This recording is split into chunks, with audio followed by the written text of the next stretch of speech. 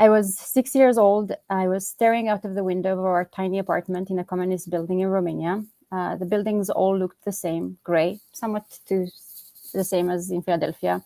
They were cold and suffocating. And my world, as small as it was, seemed to end at that window. One afternoon, my neighbor, her name was Visa, came by with her usual warm smile and something special in her hands. It was a brown teddy bear. She didn't have kids of her own. She was a childless cat lady. So she often brought me things that I could only dream of. This teddy was no different. It became my treasure, my only toy.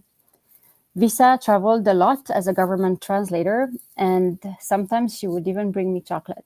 And for a child like me, who didn't have much, that chocolate tasted like love. However, that night, everything changed for me. Another neighbor knocked at our door just as the sun had set. He would come often to our dinner, so it was not unusual. My mom set the table, poured some țuica, some Romanian alcoholic drink, and they started chatting. At first, it was the usual talk, nothing out of the ordinary. I stayed under the table, clutching my teddy, like I always did. But then the mood shifted. He started to talk about his work, about how he silenced people.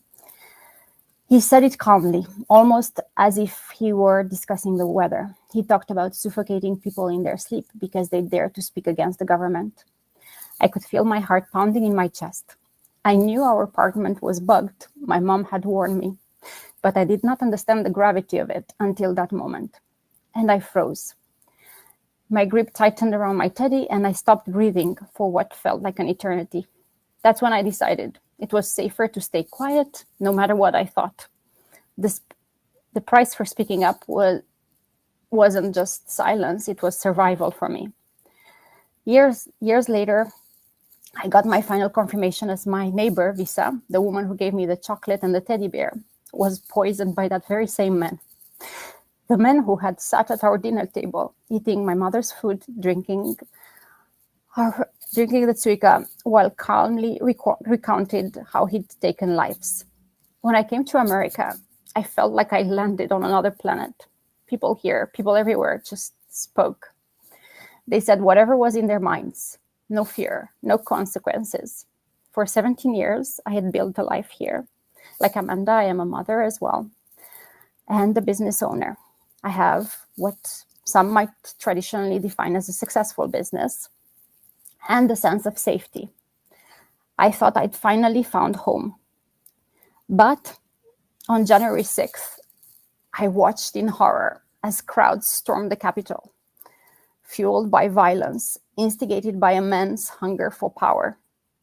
It all felt too familiar. It was the same movie, just with different actors. And then I realized I had been quiet again for too long. But I won't be anymore. I don't want to live in the shadows, scared to speak. I want to live in a future where women are seen, when all of us are represented, a future where we make history by electing our first woman president. Join me in that fight.